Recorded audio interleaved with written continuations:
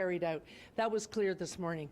A key benefit of this process is that it's going to allow us to learn and act in real time. And that was the most important thing I heard this morning. Rather than waiting for years for a report, we'll be getting recommendations as the work progresses and can begin implementing improvements right away. That matters because public confidence is built through action. People are going to need to see action quickly. I also want to acknowledge Chief Demkiw, who's here with me today. The Chief has been clear in his commitment to transparency, cooperation, and to doing the work that is going to be necessary, doing that work that is required to rebuild trust in our community. His leadership is going to be essential to recommendations coming forward and being implemented in as quick a process as possible. The board, meanwhile, is going to be focused on supporting the Inspector General's work.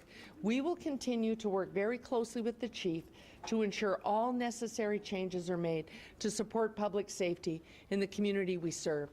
We're very excited to hear that an external inspector will be appointed, and we look forward to cooperating fully with that inspector. Now I want to turn it over to the Chief for an update. Thank you, Chair, and please excuse my seasonal cold here. I'd like to begin where the Chair began and acknowledge the Inspector General and thank the Inspector General for responding to our request to conduct an inspection. And as you all have heard, it is an inspection that is sector-wide. I did hear the Inspector General acknowledge the Ontario Association of Chiefs of Police being present, and I think that's an important statement how police leaders feel about the need for the sector to work together to do everything we can to address the allegations that emanate from Project South, but importantly as a sector come together and prevent any types of occurrences of this nature from ever happening again. I'd also like to acknowledge that we have written to the Law Enforcement Complaints Agency, and I've been advised today that the Law Enforcement Complaints Agency, better known as LECA, is going to be taking responsibility for all allegations related to the Community Safety and Policing Act.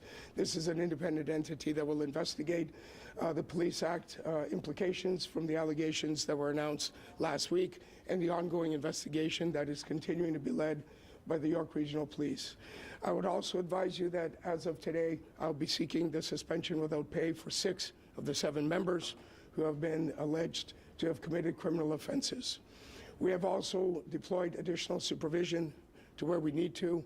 We are continuing to work to enhance the capacity of professional standards, and we are working to stand up a working group that will look at our internal processes, practices, and everything that we do to ensure that we're responding as quickly as we can, recognizing the work of the Inspector General may take some time. We will support that work completely, comprehensively, but we will not waste a moment to move forward in enhancing our capacity internally within the Toronto Police Service. And part of that work will include a seat at the table. Very importantly for our Toronto Police Association and our Senior Officers Organization. These 2 entities represent our members who are impacted by these allegations in a significant way. And we would like to make sure that the voices of our members throughout the ranks are present at the table as we move forward collectively together to do everything we can to safeguard our systems, our processes and practices, and continue to deliver the excellent work that the vast majority of Toronto Police members deliver each and every day in the City of Toronto. With that, I think we'll take some questions. Chief Demkiw, were you expecting this to be a province-wide probe? Because you requested it for Toronto. Did you know that it was going to become province-wide? Well, I don't want to listen. The decision of the Inspector General is the Inspector General's decision to articulate. I will simply say that I welcome the Inspector General's approach to doing this as a sector-wide issue. I think, it's very readily available when you very readily understandable that when you look at what we're dealing with, that this is something that everybody would want to see dealt with comprehensively. You said last week you don't want the reputation of 7 officers to tarnish the reputation of the entire force. How do you think a review like this will affect the morale of your officers?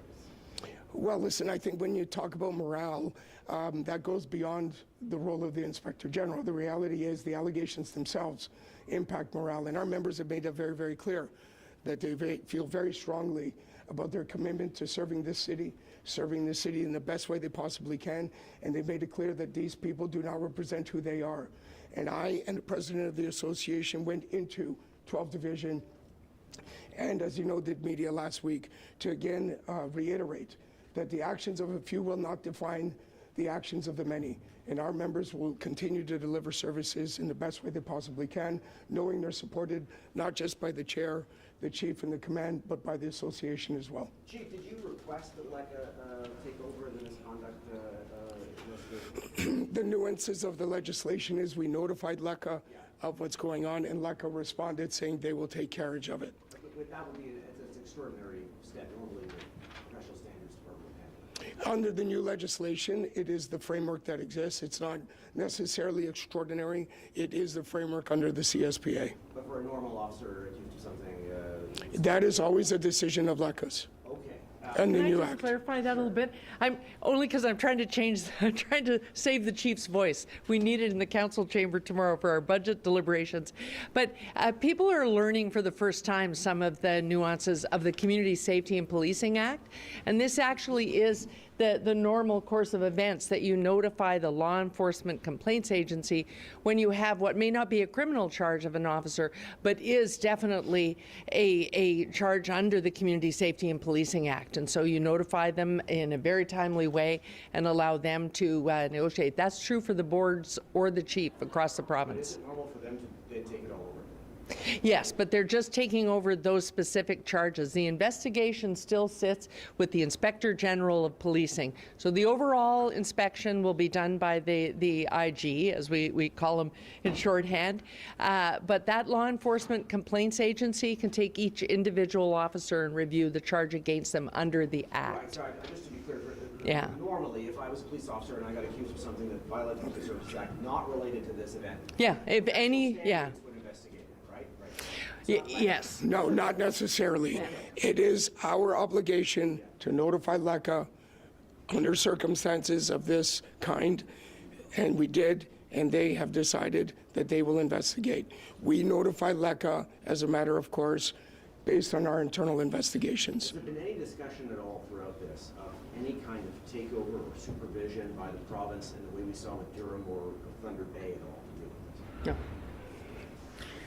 No, there has not, and it's important that that the province so far is supporting the Inspector General's actions. Doing this thorough inspection is actually, we believe, and this morning we learned that the Inspector General believes as well, and he is appointed by the province, that doing this thorough inspection is really more important because it will result in the policies and procedures that need to be changed, being changed in a legally binding way.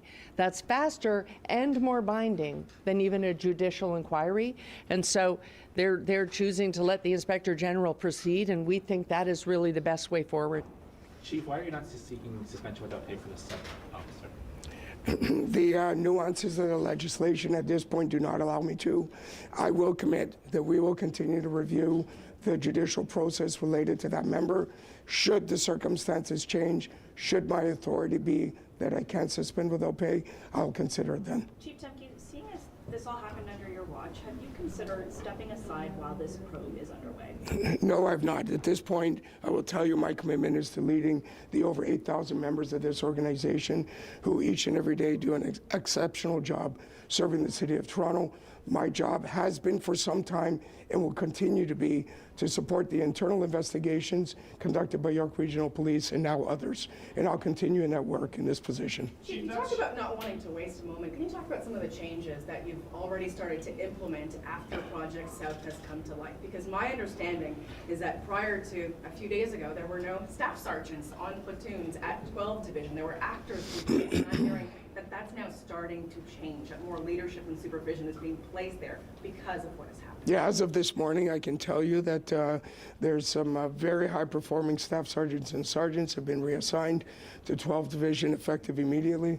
So given the shift patterns, of course, the members will meet them in due course as they come into work, but that is something we did immediately. Why was that not the case before, Chief? Well, listen, we're a big organization going through a multi-year hiring plan, and you've heard me talk about throughout the budget cycles of the last few years, there's a need for us to continue to invest in our frontline service delivery capacity and including our ability to have supervision within our ranks. It's important to recognize that a sergeant means a police officer from a police car being promoted. this is what the multi-year hiring plan is about, is to continue to invest so our core service delivery can continue to go in the right direction, which it is, but also to ensure we have the right supervision available to our members who are doing incredible work and increasingly younger in years of service. Okay, last question. Can I just add to Moment's question? Thank you. I thank you for that question, because it's what is most important about our budget deliberations tomorrow. Because we're into the third year of loading in additional officers. Part of the multi-year hiring plan is that we have known that as soon as you don't have enough officers on the ground, you're actually shortchanging even the supervisory ranks. And this is going to be the first year in which it is built into the budget to make those improvements. Even before we knew of Project South, we knew we needed to build on our supervision ranks and to actually tighten up on the span of control for each supervisor at every rank. And this budget that we will be adopting tomorrow allows the first step in that. And I think we all know now, as a result of Project South, that we must do that and more. And that's important to note for tomorrow. Okay, last question, please. Chief, in addition to these changes at 12, are there any other safeguards that you're looking to put in the immediate future, considering the IG's report could take months and months to come forward, and these recommendations could take a while? Yeah, listen, there's a lot of work that's going to happen very, very quickly. We're convening those tables. In fact, the team met throughout the weekend, itemizing the different action items that we need to consider and how to resource and bring together the right stakeholders. Very, very important, though, as we go through these kinds of things, is to make sure we bring 8,000 members with us. And to that end, I want to reiterate the importance of hearing the voice and perspective of those who deliver services in this city admirably, courageously, with integrity every day, and to make sure that the association that represents those members has an opportunity to weigh in as we develop our work plan and go forward on the changes that we need to make. Thank you, everybody. Appreciate it. Thank you. Thanks. Why are you the best person to lead this force at this point? Thank you, everyone, for attending today, and that's the conclusion of this press conference.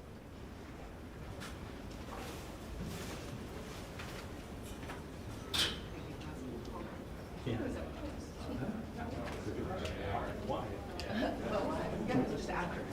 There was no